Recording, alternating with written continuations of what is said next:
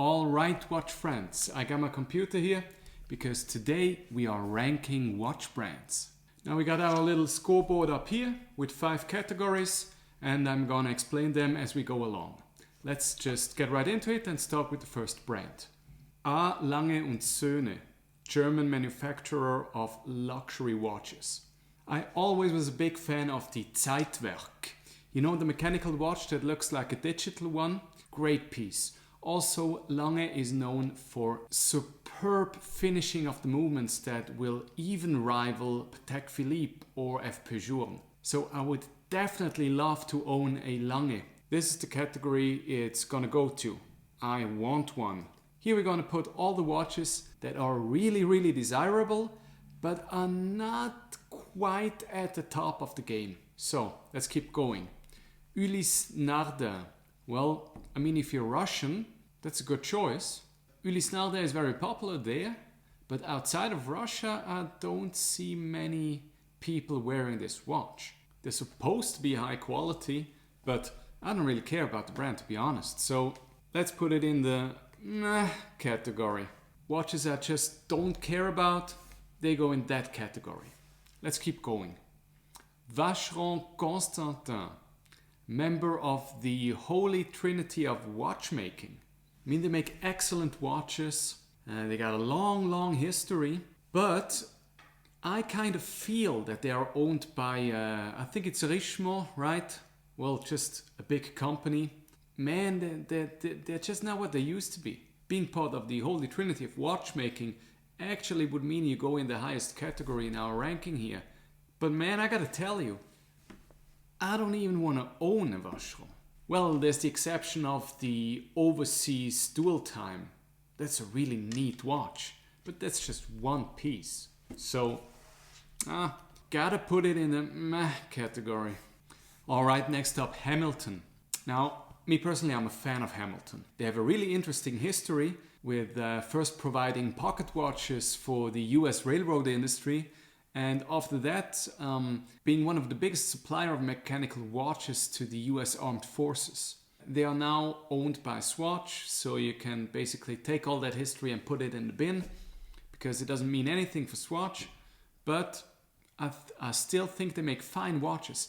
I do own a Hamilton already, and I would be happy to buy more, so Hamilton definitely goes in the I want one category. Next up, Bulgari. Well, besides of the fact that they are also owned by a big conglomerate which is sucking the soul out of the watch industry, I really liked Bulgari watches. They have very interesting movements. They've broken many records recently by providing the slimmest mechanical movements and slimmest automatic movements in the world. I would love to own a Octo Finissimo. Definitely, I want to own a Bulgari. Next up, Breitling. I mean, they're not cheap. And what do you get for the money? Do you get resale value? Very little. Is anybody gonna envy you wearing a Breitling? I feel the value of the package as a whole of a Breitling is about here, while the price is up here. So, in my opinion, buying a Breitling, probably waste of money. You're better off with other brands. Alright, Grand Seiko. Now, total polar opposite here. Grand Seiko, value you get from the watch, up here. Price, about here in the middle. They're really affordable and the movements are superb. Unrivaled accuracy and finishing, very nice watches. Great value for your money, great watchmaking. I definitely want to own a Grand Seiko. Audemars Piguet, our second member of the Holy Trinity already here. Well, I mean, great quality watches, great finishing, great history, still owned by the founding family, which makes AP the only watchmaker that has pulled that off. So everything tells us that this is a watch brand of the highest tier. But then you go and actually take a look at the models they have to offer. What do they got? It's the Royal Oak. Everything else you can basically put in the bin. So that's not enough for me to put them in the highest category. But I would absolutely love to own a Royal Oak. So that's a category AP Audemars Piguet is going to. I want one.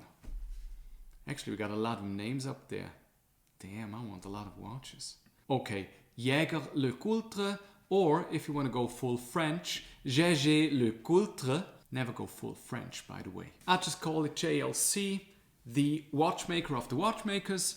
Well, not anymore, because now they are also owned by Richemont. But that aside, JLC still offers superb in-house movements in superb watches for actually quite reasonable prices. Their Riverso line is one of the most iconic lines in watchmaking. So again, I would love to own a JLC, but it's not quite enough to get them in the highest category. Next up, Longines, quality Swiss watchmaking for very affordable prices. I couldn't care less about the brand though, so definitely a Tissot, same thing, quality watches, fair prices, don't give a shit. Meh category. Ooh, now it gets interesting. Hublot. You know, there are some strong opinions out there about Hublot. Hublots are massively overpriced for what you get. Yeah, but that's not the real issue. The real issue that people have is that Hublot is kind of doing that in a very conscious fashion. They are well aware that their watches are priced too high. But for the brand, this is not a negative point, it's actually a feature of the brand. Because what they want to promote is a super luxury product. They want a high barrier of entry. So only people that have a lot of money or people that want to portray them as having a lot of money can actually buy the watch. So basically it's a poser watch. It's a show-off watch. And real watch guys, they just don't want to get mixed in with this kind of crowd. So I as well don't like it when people try to let others know how much money they have. So I really would rather buy a replica Hublot than a real one. Okay, Rolex. I got my 16610 on here today. Still my favorite in my collection. I absolutely love this watch. Now, Rolex, or I should say the authorized dealers of Rolex, treating the customers like shit. There's no other way to put it. Most of them treat the customers like shit. Or I shouldn't say most of them, but a big portion of them are treating the customers like shit. And the fact that people are putting up with this is already telling you that this brand just offers a fantastic product. I mean, just look at all the watches Rolex has ever made. All of them appear timeless. All of them have the potential to become a classic. Well, they are all classics. They are very robust, you can bang them around, they're gonna be fine. And at the same time, they're perceived as the height of luxury. Rolex has just become a synonym for luxury watches. And in my opinion, they have earned that position. I absolutely love their products. I love their design consistency. And I love the value that Rolex is standing for. Maybe I should say was standing for, because this is changing a bit these days. But what Rolex used to be for people, it was like something to aspire to. Rolex was often used to celebrate an achievement in your life. So you would kind of have a way to preserve the feeling and the energy of great achievement in the form of a watch. So you can already guess it, Rolex is the first one in our ranking here that goes into the highest category. I call this category Holy Grail. These are just the cream of the crop watches, the best brands in watchmaking, period. And for me, Rolex definitely up there. Cartier. Also one of those brands that are owned by a big conglomerate. Still, I love Cartier design. I love the tank. I own a Santos. Even though Cartier is a jewelry brand, they still offer, well, high level of watchmaking. I'd say all in-house movements, at least in the models that came out in the last, I'd say 3 to 4 years or so. Execution, well, not at the highest tier, but definitely worthy of being called a luxury watch brand. I am actually seeing more Cartiers for me in the future. So this one goes up here to the I want one category. Jacob & Co. Well, they're kind of like concept cars. Like they are very interesting to look at first, but you can't actually drive them around and they probably will not age well. Plus I'm not a rapper, so I'd rather buy the replica, to be honest. Tag Heuer, waste of money in my opinion. Same goes with Chopard. They kind of should just stick to jewelry, I think. Waste of money. Piaget. Polo looks nice, but still, save the money, man. Use it for another brand. Waste of money. Now Omega. Omega I'm somewhat torn about because I love Omega watches. I love the history with the Moonwatch especially. I love the positioning of the brand, but on the other hand, they are owned by Swatch. Their main purpose is to make money. They are really, really milking that Moonwatch marketing strategy thing. They have more limited editions on the market than you can count, but still the product just is convincing. I want to own an Omega. So, Omega, definitely up here. Ooh, Patek Philippe. Patek Philippe. The third member of the Holy Trinity. If you're wondering, Rolex is not considered part of the Holy Trinity, but, well, that's just what it is. But anyway, Patek, they are super expensive, man. They are super expensive. But what you get for the money is the highest level of watchmaking in the world. Like, it doesn't get any better than Patek. Have you ever looked at a Patek movement from close up? It's fantastic. It's a piece of art. I do own an Aquanaut. I would love to own more Pateks. I don't have the money for it, but, well, as soon as I get my hands on more, I'm gonna buy more Pateks. So Patek is definitely a grail watch for me. Holy grail of watchmaking. Patek Philippe, definitely up there. Zenith, or Zenith, as you English speakers are calling it. I'm not sure which one is correct actually. But anyway, they have the El Primero. Don't remember all the details about this. I think they called it El Primero because it was the first automatic chronograph, something like that. But what I do remember is that actually somebody beat them to the punch and brought out that technology before the El Primero. And they still had the audacity to call their watch the El Primero. And what are they doing these days? They're just copying Daytonas and that's it. Listen, kick it in the bin.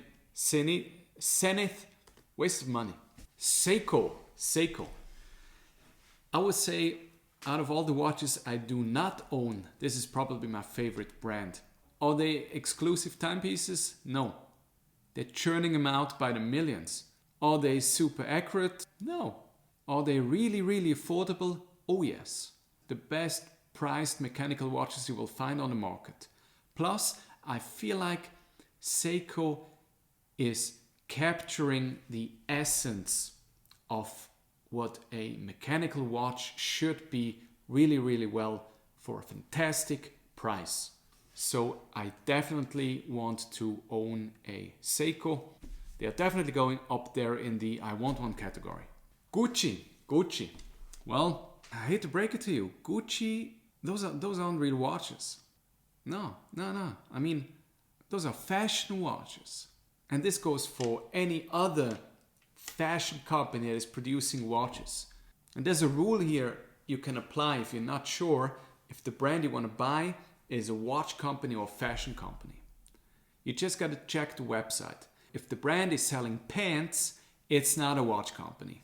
So Gucci and all the other fashion watches, waste of money, waste of money. Now Apple, we got to talk about Apple watches too. Well, it's not a mechanical watch, of course. Me personally, I would not wear one. I feel like it's lacking, let's put it like that. If you're wearing an Apple Watch, you probably have not a great sense of style. Either that, or you're just really into the technological side of things. That I can understand. And I mean, compare the functionality of an Apple Watch to my Rolex here. I mean, this tells the time and that's it. The Apple Watch has so much more to offer. So much more. It can even improve your health, or no, forget that. It can save your life with fall detection and detection of heart rhythm irregularities and all those cool things. So I'm not hating on anybody wearing an Apple Watch. I just would rather look at a nice mechanical one. So listen, definitely not a waste of money. Great product. I'm an Apple fan anyway. But in terms of looking at watches as a watch guy, I don't care about them. Swatch. Difficult one. Do I care about most Swatch watches? Not at all. Not at all. Especially not the ones involving any kind of electronics. But I did own a Flick Flock when I was younger. And probably so did you. And when you're a kid, a Flick Flock is just the most fun watch ever. So this is really hard to place here. It's definitely not a holy grail watch. I do not want to own one. If I think about it, would still be fun owning a Flick Flock. Imagine like a black tie event, smoking, real serious. Everybody's gonna put on the heavy hitters, Nautilus, Daytona everywhere, and you're gonna sport a Flick Flock with little cartoon characters on the hands. Would be fantastic, right? So yeah. If I think about it, I do want to own a Flick Flock. Now FP Journe. Listen, I love everything about FP Journe. It's a small independent brand. They don't have a ton of history compared to the other watch brands, but I love that they still have their proper genuine soul. Plus, in my opinion, when it comes to dress watches, there is no better design than an FP Journe. They're just beautiful pieces of watchmaking. I would even favor them over any Calatrava from Patek. So if I ever will buy an expensive dress watch, it's definitely going to be an FP Journe.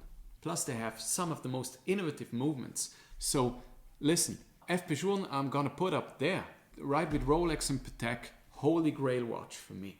So we got one more to go. One more, and that is Casio. Now listen, is there anybody who doesn't love a Casio? Yeah, no, it's an electronic watch, but it's just an icon of the industry. I remember when I was at school, somebody had a Casio that could actually serve as a remote, and was able to turn off the TV in the classroom while we were supposed to be studying. I mean, he was the hero for a full day until they took it away from him. Same as with the Flick Flock. Probably everybody has some kind of memory that involves a Casio. And even young people right now, you often see on the streets wearing those gold Casios, which I absolutely love because everybody knows it's not real gold. It's not tacky, it's not pretentious. It's just a very cool 80s themed nice watch. I love Casio. I want to own one, so that's where it goes and no further. So that's it for today. I know there are many brands I didn't mention, but that means they would go in the meh category because I didn't even care enough to talk about them. So I hope you enjoyed the video. If you did, please consider subscribing and have a good one. See you next time.